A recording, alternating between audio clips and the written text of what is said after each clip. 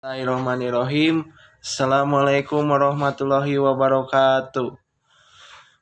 Anak-anak semuanya kelas 8E, perkenalkan nama Bapak Ihsan. Bapak selaku mahasiswa IKIP Siliwangi, Bandung, jurusan bimbingan dan konseling. Bapak sekarang di SMP 2 sedang melaksanakan PPL. PPL itu jadi adalah praktek pengalaman lapangan atau latihan mengajar, atau kalau dalam bahasa kantornya yaitu magang atau latihan bekerja ya. Jadi Bapak akan melaksanakan PPL ini selama 2 bulan ke depan di SMP 2 Batu Jajar ini. Nah, dan untuk materi pembelajaran hari ini Bapak akan membahas tentang komunikasi efektif. Jadi dan layanan dan program bimbingan yang digunakan adalah bimbingan klasikal, sedangkan layanannya adalah layanan sosial ya. Nah, sekarang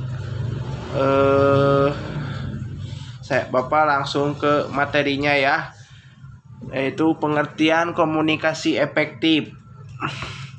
Kegiatan komunikasi tentu sudah menjadi sebagian besar kegiatan kita sehari-hari, mulai antar teman, pribadi, kelompok, organisasi, atau massa. Kalau lebih teliti lagi, banyak kegagalan dari komunikasi yang kita lakukan. Bisa jadi bentuknya karena tujuan yang kita inginkan belum tercapai. Tercapainya kesepahaman, bertambahnya informasi, perubahan sikap pada teman dan orang lain. Lalu selanjutnya komunikasi. Kegiatan komunikasi pada prinsipnya adalah aktivitas pertukaran atau gagasan. Secara sederhana, kegiatan komunikasi dipahami sebagai kegiatan penyampaian dan penerimaan pesan atau ide dari satu pihak ke pihak lain dengan tujuan untuk mencapai kesamaan pandangan atas ide yang dipertukarkan tersebut. Contohnya, misalnya Bapak sedang mengajar di kelas kalian, tentu itu termasuk komunikasi efektif karena Bapak sebagai penyampainya, sedangkan kalian yang menerima atau audien yang menerima penyampaian yang Bapak sampaikan ya. Lalu, komunikasi efektif terdiri dari 5 elemen. Yang pertama adalah komunikator. Komunikator adalah orang yang menyampaikan pesan. Jadi, komunikator itu adalah orang yang memberikan pesan, memberikan apapun itu informasi segala hal kepada lawan percakapannya itu ya, seperti komunikan ya, atau kalian siswa. Contohnya Bapak ini adalah seorang komunikator yang menyampaikan materi kepada kalian sebagai komunikan atau audien ya. Lalu selanjutnya pesan. Nah, kalau untuk pesan, tentu pesan adalah ide atau informasi yang disampaikan. Jadi pesan itu adalah isi atau hal yang disampaikan dari komunikator ke komunikan. Dan materi Bapak yang sedang contohnya, misalnya materi yang Bapak yang sedang jelaskan ini adalah pesan atau isi dari komunikasi efektif ini ya anak-anak. Oke, selanjutnya media. Sarana komunikasi, yaitu contohnya seperti sarananya atau fasilitasnya, contohnya seperti TV, HP, radio, sama laptop ya. Itu adalah fasilitas atau adalah contoh sarana atau fasilitas dari komunikasi efektif. Lalu yang keempat adalah komunikan. Nah, kalau komunikan ini adalah kebalikan dari komunikator, yaitu seorang audien atau pendengar. Jadi, seorang komunikan contohnya itu kalian sendiri anak-anak, karena kalian yang mendengar apa yang Bapak sampaikan atau Bapak kasih materi ke kalian. Jadi, siswa adalah seorang komunikan yang menerima berbagai informasi dan pesan dari seorang komunikator ya. Yaitu jadi kalian adalah siswa yang menerima apapun materi dari Bapak sampaikan, karena siswa itu adalah sebagai komunikan ya. Lalu yang terakhir umpan balik. Nah, kalau umpan balik kalian adalah balasan dari seorang komunikan atau respon tentang apa yang disampaikan oleh komunikatornya. Contohnya, jadi siswa tentu menanggapi apa yang Bapak sampaikan kepada kalian. Tentunya kalian bisa tanggapi atau kalian bertanya tentang apa yang tidak mengerti. Nah, itu contoh dari umpan balik, yaitu membalas atau merespon dari apa yang yaitu seorang komunikan yang menerima dari apa yang, yaitu membalas dari apa yang disampaikan oleh komunikatornya ya. Dalam kehidupan nyata mungkin ada yang menyampaikan pesan, ide, ada yang menerima atau mendengarkan pesan. Ada pesan itu sendiri, yaitu terdiri ada media, dan tentu ada respon berupa tanggapan terhadap pesan. Secara ideal, tujuan komunikasi bisa menghasilkan kesepakatan bersama terhadap ide atau pesan yang disampaikan. Lalu fungsi komunikasinya adalah: pertama, membangun konsep diri. Kedua, membangun eksistensi diri. Tiga, membangun kelangsungan hidup. Keempat, memperoleh kebahagiaan. Yang terakhir, terhindar dari tekanan dan ketegangan. Dan hal-hal apa yang perlu diperhatikan dalam berkomunikasi, yaitu sebagai makhluk sosial, komunikasi merupakan hal yang paling dekat dengan kita. Apa sebenarnya komunikasi itu? Komunikasi dapat kita artikan sebagai pikiran, informasi, dan intelijen segala bentuk aktivitas oleh seseorang dengan tujuan menyampaikan pesannya pada orang lain. Merupakan tujuan dari komunikasi ya. Lalu, jika pesan kita yang maksudkan tersebut tidak sesuai dengan penangkapan lawan bicara kita, maka terjadilah miskomunikasi.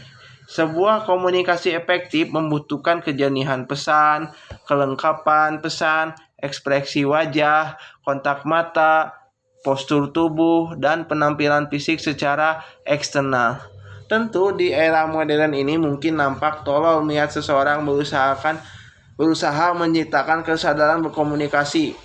Banyak di antara kita yang memberi sedikit perhatian pada hal ini, tetapi kenyataannya komunikasi ini terus berlangsung. Tak peduli siapa Anda, jika Anda tidak bisa berkomunikasi dengan semestinya, maka tak ada seorang pun yang akan mendengarkan Anda.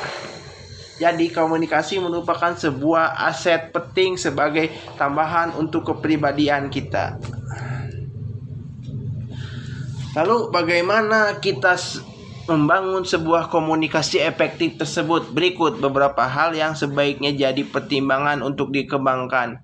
Yang pertama, kontak mata. Hal pertama yang dilakukan seorang pembicara yang baik adalah menatap lawan bicara dan mengambil jeda untuk memulai sebuah pembicaraan. Hal ini merupakan salah satu cara untuk menciptakan kesan baik pada lawan bicara.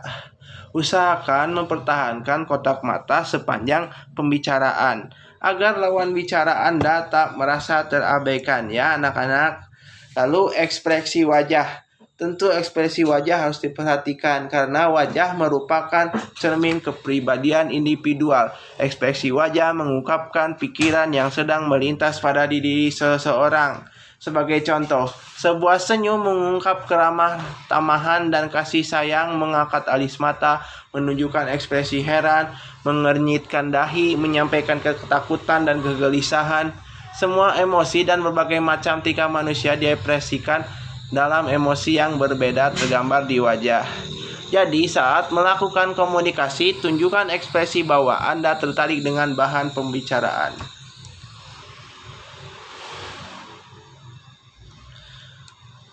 Lalu yang selanjutnya adalah postur tubuh. Setiap gerak-gerik tubuh saat berbicara mesti dikoordinasikan dengan kekuatan meyakinkan dari Anda. Mereka bisa jadi semacam tambahan untuk cara efektif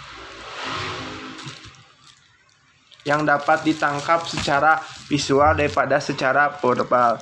Sebagai contoh, menundukkan kepala menunjukkan penyelesaian pernyataan, mengangkat kepala menunjukkan akhir pertanyaan, terlalu sering menggerakkan bagian tubuh mengungkapkan sedang bergegas atau kebingungan, Untuk itu, perhatikan gerak-gerik Anda saat melakukan komunikasi dengan lawan bicara.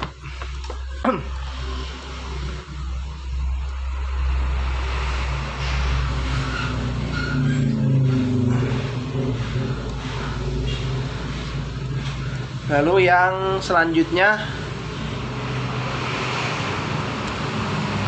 jangan berbicara terlalu lambat. Tutur kata yang terlalu pelan dan lamban hanya akan membuat lawan bicara Anda bosan dan tidak sabar lagi. Gaya bicara Anda yang terlalu pelan akan mengesankan Anda ragu-ragu dan tidak percaya diri. Karena itu, bicaralah dengan nada yang optimis dan percaya diri. Namun yang patut kita ingat, bukan berarti Anda harus berbicara secepat tanpa ritme. Anda harus pandai menentukan ritme bicara, di mana harus berbicara dan di mana harus berhenti. Anak-anak, ritme yang dalam berkomunikasi tentunya didapat setelah anak-anak sering melakukan latihan pengalaman orasi yang cukup. Dan yang terakhir, hindari humor yang tidak perlu. Melontarkan humor memang sah-sah aja untuk menyegarkan suasana, namun Anda harus tanggap membaca suasana setelah Anda mengungkapkan humor. Apakah lawan bicara Anda benar-benar terpancing, tertawa, atau tertawa dengan terpaksa, atau bahkan menunjukkan wajah yang terganggu dengan humor Anda? Jika lawan bicara Anda tidak tertarik dengan humor Anda, teruskan pembicaraan kembali. Jangan memaksa lawan bicara untuk menertawakan humor Anda yang telah gagal. Tentunya kesimpulannya, dengan mempelajari dan melakukan tips di atas, Anda dapat berkomunikasi secara efektif sekaligus melatih diri anak-anak menjadi pribadi yang efektif. Ingat, keefektif diperlukan dalam menyelesaikan setiap pekerjaan. Jadi intinya, komunikasi efektif tentu sangatlah penting untuk kehidupan sehari-hari sebagai pengisi waktu luang dalam kehidupan kita sehari-hari. Dan komunikasi efektif itu tentu adalah sebuah kegiatan kita sehari-hari yang harus kita selalu lakukan, karena kita adalah makhluk sosial yang tidak bisa hidup sendiri dan juga perlu berkomunikasi dan bersosialisasi sebagai makhluk sosial tentunya.